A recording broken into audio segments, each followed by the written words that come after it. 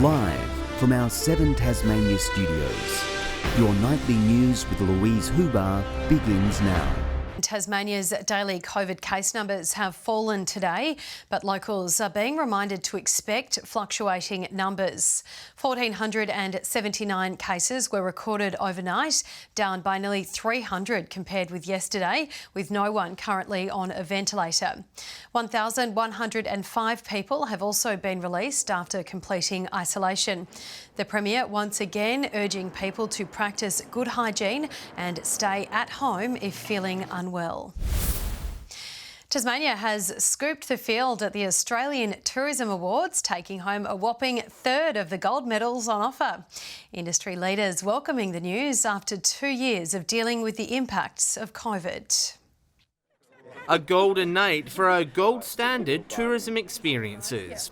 Tasmania taking centre stage on a national level. And people say that we do punch above our weight, but I would argue that we are actually the heavyweight of the tourism industry within the room. All our hard work is paying off.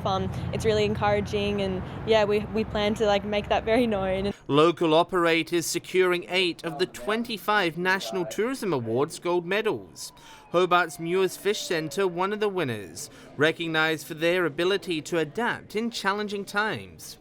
We became the first Tasmanian restaurant to use certified sustainable seafood, and that's represented on our menus as well.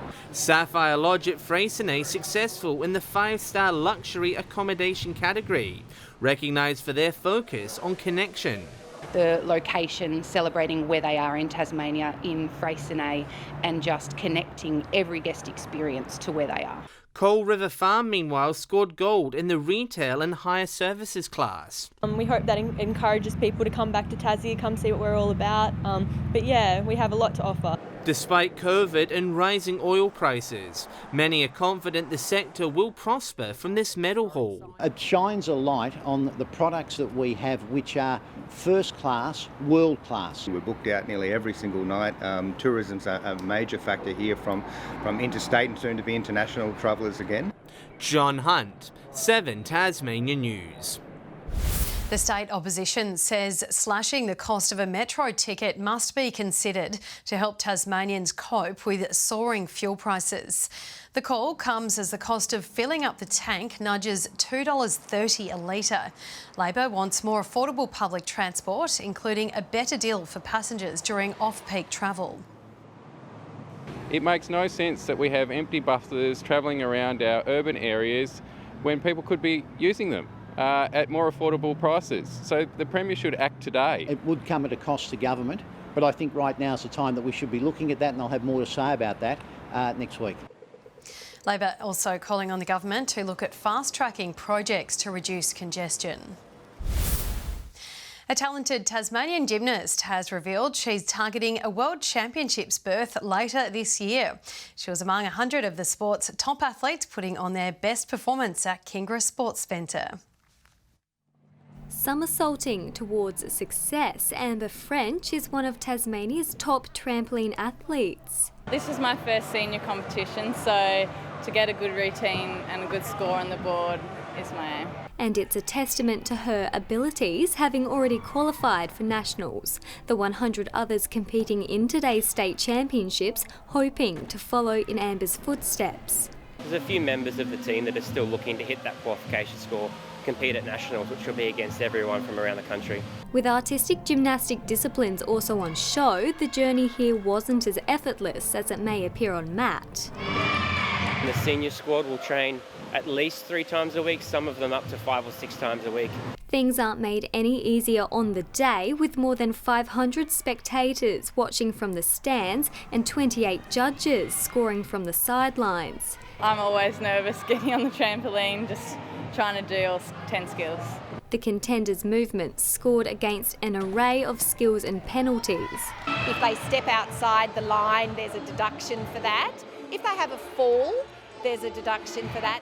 Regardless, officials are confident in the state's gymnastic abilities, while Amber is already beelining towards bigger and better goals. My aim is to qualify for World Championships at the end of the year, that's in November, and then continue to make those teams and hopefully a World Cup one day. Brianna Boylan, 7 Tasmania News.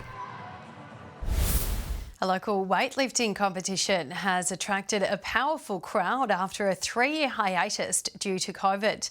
Tassie's best strongmen and women battling in acts of strength, ranging from deadlifts through to keg tosses and lifting wheels of cheese. One athlete was hoping to break a state record with a 400-kilogram deadlift. It's empowering. I think I just love this sport because it's just fun. You don't feel like you're going to the gym, you don't feel like you're punishing yourself, you feel like you're celebrating what you're capable of. Describing it as a spectator sport, contestants are just happy to be back in front of a crowd.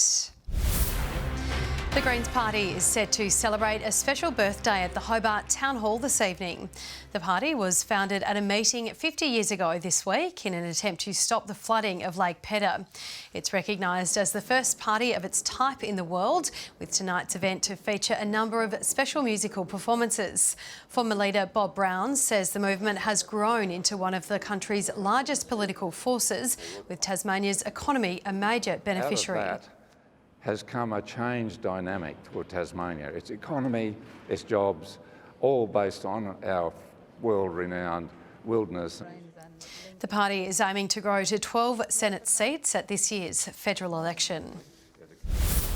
A 20-hour marathon is underway at St Leonard's for Cancer Council Tasmania's Relay for Life. A bagpipe-playing marching band set the pace for the first lap of the event, which was exclusively for cancer survivors and carers. It's a difficult journey, and this first lap acknowledges that hard work, all that they've been through. 800 walkers are circling the track, raising $130,000. The money will go towards caring for those battling cancer and research into the disease. Stamp and coin collectors have had dollar signs in their eyes as they displayed their wares to the public in Trevellyn. Rare banknotes and coins from around the world proved to be popular, along with stamps dating back decades. Also on display was what's possibly the country's most expensive air letter, costing $500. The letter was made especially for Papua New Guinea to cope with that country's high humidity. A couple of things I put out already this morning I've snatched back, and I thought, no, I'm not doing that. Postcards were also snapped up by collectors. 3 Tasmanians have trucked their bikes to Queensland as they vie for the Australian Off-Road Championship. 2019 champion Kyron Bacon is on fire, taking outright honours in the opening day's racing, while Railton's Jonty Reinders is also up there after putting plenty of work into his bike in the off-season. It's been a dirty 2 years for Tasmania's off-road riders. Constant cancellations have frustrated those hitting the top of their game, but for Jonty Reinders, it's been a chance to refresh. We've got a new truck, a bit of a new look, and I've also picked up a new teammate. Reinders is in his 4th year with Team Sherco. Now in Queensland for the opening round of the Australian Off-Road Championship, he's looking to take out the E3 title. I've missed it, and just the whole atmosphere of being here at the AORC. While Kyron Bacon begins a belated defence of his 2019 E1 crown, the Yamaha rider has been kept busy on the Tasmanian circuit, which escaped COVID dramas interstate. Just heaps of riding and a lot of off-the-bike training, which is a lot different to what I'm used to. The North West Coast product could claim his next title in his own backyard, with the last round of the series set to be held in Wynyard later this year. I know I'm feeling good and ready to get racing. Tage Young rounds out the Tasmanian trio racing in the J4 class, a 3-pronged attack on the mainland's best. The Jack Jumpers are in action against the Illawarra Hawks at the Silverdome. The Hawks gave those in the front row their money's worth after trying to stop the ball going out of court. But Tasmania had its own highlights. Get after this offensive rebound. McDaniel off for Steindl. Come on, man. The bank's open on a Saturday in Launceston. Come on, man. The Jack Jumpers are down by 11 late in the third quarter. To State League Netball, Cavaliers' title defence is off to a strong start, narrowly beating Arrows 43-38 in their season opener. Meanwhile, Northern Hawks have pummeled Corana 73-34 in their round 1 clash. The Hawks' shooting star Ashley Moore had incredible touch, scoring 54 points without missing a shot. Courtney Treloar helped out with 17, Danny Pickett converting 9. While for Corana, Emma Clark hit 27 of the team's 34 points. And finally to the NPL, Launceston City has held on for a 4-3 win over Clarence Zebras late today, while reigning NPL champion Glenorchy Knights have cruised past Riverside Olympic. Meanwhile, Devonport Strikers have thrashed Kingborough at Lightwood Park. Devonport's new goalkeeper Keegan Smith kept a clean sheet, Devonport running out 4-0 winners. In other games, South Hobart continues to be unstoppable, thrashing Olympia 5-0 overnight. It comes after South won all 5 games over the pre-season. While turning to the Women's Super League, Devonport managed to go coast to coast. And suddenly looking absolutely shambolic at the back, and Jasmine White has made it 3-1, my goodness! They went on to win 3-2. South Hobart's women's side also had a win, getting up 3-0 over Olympia, and Launceston United breezed past Clarence Zebras, 3-1 the margin there. Good evening. 24 was the state's top today in Launceston, 19 across Hobart, Burnie and Devonport, 22 about Grove and King Island, St Helens 18 and 23 in Strawn.